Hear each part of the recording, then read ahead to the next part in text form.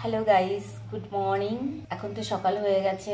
সকালে brush trash সেরে নিয়েছি। সবটা দেখানো হয় না বন্ধুরা, তোমাদের সঙ্গে গল্প করতে খুবই ভালো লাগে, তাই তাড়াতাড়ি করি, কতক্ষণে আমি কথা বলবো। তো চায়ের পর্বটাও কমপ্লিট করে ফেলেছি। সকালে লাল চা আর টপ গোল্ড বিস্কুট হলে আমার তো দুর্দান্ত একটা টিফিন মতোই হয়ে যায়, খেতে খুবই ভালো লাগে। তোমাদের কার কার এই টপ গোল্ড বিস্কুট খেতে ভালো লাগে লাল চায়ের সঙ্গে আমাকে একটু কমেন্ট করে জানিও। আমার তো ভীষণই ভালো লাগে। যাই হোক, তোমরা সবাই কেমন আছো? আশা করি ভালো আছো, আর আমিও খুব ভালো আছি। আমি সবটা ভিডিও পুরোপুরি তোমাদেরকে দেখাতে পারি না, কারণ খুবই সমস্যা হয় এক হাতে মোবাইলটা ধরে সম্পূর্ণ ভিডিও করা, বা এক জায়গায় স্ট্যান্ড করে রেখেও হয় না। হ্যাঁ, যাই হোক, সবটাই আস্তে আস্তে তোমাদেরকে জানাবো। তোমরা যখন জানতে চাইবে আমি ঠিক জানিয়ে দেবো সমস্তটা। আমি কেমন করে হাঁটা চলা করি, কি করি, কিভাবে কাজ করি, সবটা জানাবো। তো যাই হোক, এখন রান্নাটা বসিয়ে দিয়েছি। এই যে ভাতটা বসে গেছে, ভাতটা হাঁড়িতে বসিয়ে দিয়েছি। আজকে দেখি কি রান্না করা যায়। ভাবছি আজকে পুঁই মুচড়ি ভাজা করব, একটু লাউ দিয়ে ডাল করব, আর ডিম ভাজা করব, আলু ভাজা করব। এই যা, হাঁড়িতে জলটা গরম হচ্ছে, আমি চালটা ভালো করে ধুয়ে নিয়েছি, ভাতটা বসিয়ে দিচ্ছি, চালটা দিয়ে দিচ্ছি।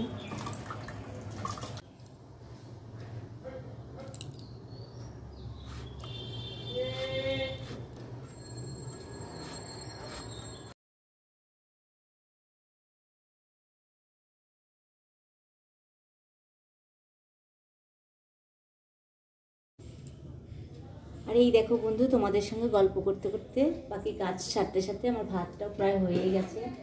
প্রায় না, হয়ে গেছে। আমি একটু দেখে নেব।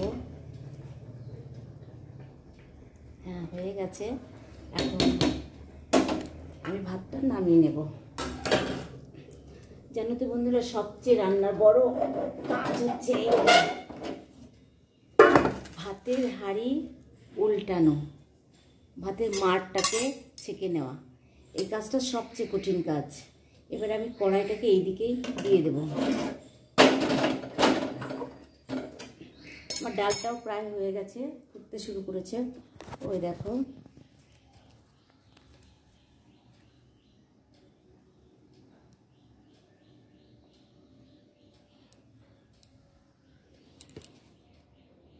এবার আমি ভাতটাকে মাড়টা, এটা হচ্ছে সবচেয়ে বড় কাজ। এই দেখো বন্ধুরা, সেদ্ধ হয়ে গেছে।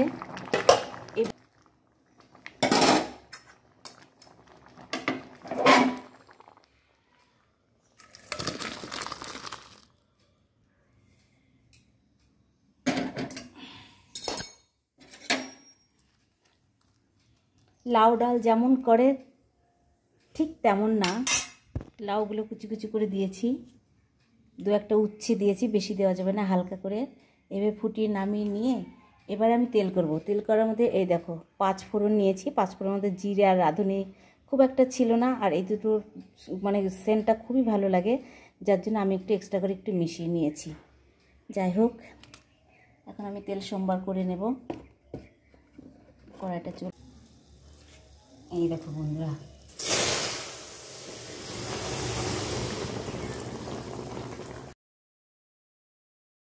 এই দেখো দেখো, দেখতে ভালো লাগছে না? কেমন লাগছে একটু অবশ্যই জানাবে। এই দেখো, এটা ফুটবে, এখন কিছুক্ষণ ফুটবে, তারপরে লবণটা দেখে নামিয়ে নেব। আর কিচ্ছু মশলা দেবার নেই। এবারে অনেকক্ষণই, মানে 5-7 মিনিট কি 10 মিনিট এরকমই করে নিলাম। আমার তরকারিটা ভালো করে ফুটে গেছে, সুতরাং আমার তরকারিটা একদম ফুলফিল রেডি হয়ে গেছে। এবার আমি নামিয়ে নেব। একটু ঘেটে নেব, আর একটু ভালো করার জন্য একটু ঘেটে নিলাম। বন্ধুরা, এই উচ্ছে দেওয়ার জন্য তোমাদের খারাপ লাগার কোনো কারণ নেই, এতে খুব হালকা করে দেওয়া হয়েছে। ছোট ছোট দুটো উচ্ছে দিয়েছি, এতে করে তরকারির টেস্টটা বাড়াবে, তিতো হবে না, টেস্টটা বাড়াবে। আর একই সঙ্গে এইভাবে রান্না করার জন্য আর একটা সুবিধা কী বলো তো, তোমার আমাদের মানে দুপুরের খাবারের ডাল হলে ভালো লাগে, আবার আলাদা করে ডাল তরকারি করতে একটা মানে অনেক সময় লেগে যায়, যার জন্য একই সঙ্গে করে নিলাম। আমাদের দেহের ডালের চাহিদাটাও মিটে গেল, সবজির চাহিদাটাও মিটে গেল। এত সুন্দর একটা রেসিপি, তোমরা একবার করে দেখো, তারপরে কিন্তু আমাকে অবশ্যই কমেন্ট করে জানাবে বন্ধুরা। এই দেখো কি সুন্দর লাগছে, দেখেছো? এটা আমি আমার সেই সব বন্ধুদের জন্য বলছি যারা খায়নি এইভাবে, তাদের জন্য। তাছাড়া এইভাবে অনেকেই খেয়ে থাকে, কারণ বাংলাদেশের এটা একটা ভালো নিরামিষ রান্না, লাউ দিয়ে। কারণ আমাদের মানে দিদা, তাদের আগে মানে যারা ছিলেন তারা তো বাংলাদেশের, হ্যাঁ, তাদের কাছে আমি রান্নাটা, আমার মা দিদাদের কাছ থেকে রান্নাটা শিখেছি।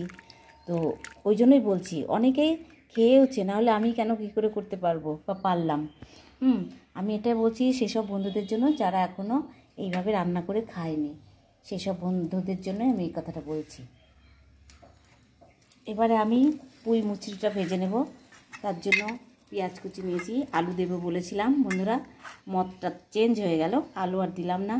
তো কালো জিরে পেঁয়াজ দিয়ে এটাকে ভেজে নেব পুঁই মুচড়িটাকে। তো ওই যে যে তরকারিটা করেছি ডালের সঙ্গে সবজি দিয়ে, লাউ দিয়ে, ওটার সঙ্গে এটা দিয়ে খেতে বেশ ভালো লাগবে, তার জন্য করছি। তো আমার কড়াইটা অলরেডি গরম হয়ে গেছে, আমি দিয়ে দেব তেল, রাইস অয়েল দিয়ে দিচ্ছি।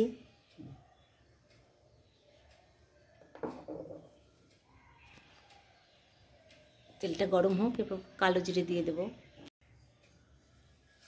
দিয়ে দিলাম কালো জিরে,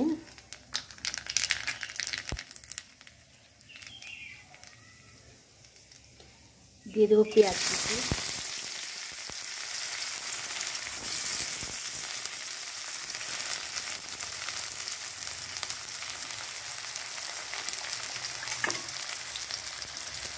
খানিকটা নেড়ে চেড়ে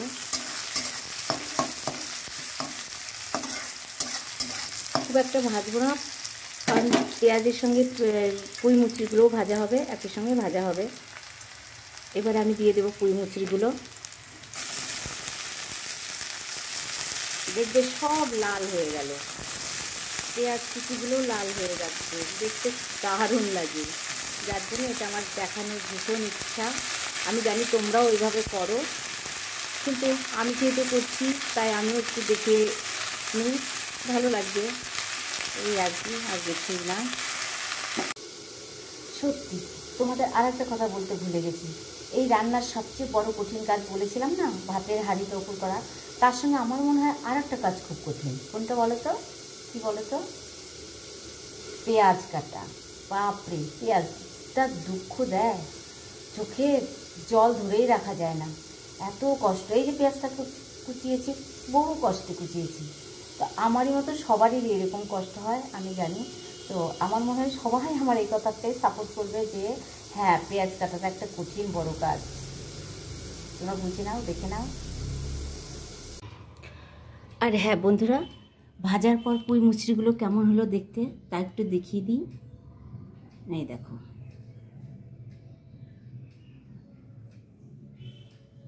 কেমন হয়েছে একটু জানাবে।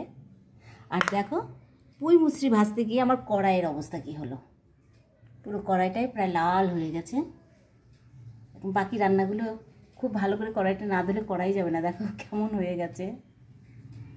তো যাই হোক, এরকম একটা সুন্দর আড্ডা দেওয়ার ভিডিও গল্প করতে করতে শুরু থেকে এই পর্যন্ত শেষ করে দিলাম আজকে। আবার দেখা হবে পরের নেক্সট ভিডিওতে। ততক্ষণ তোমরা সবাই ভালো থাকো, সুস্থ থাকো।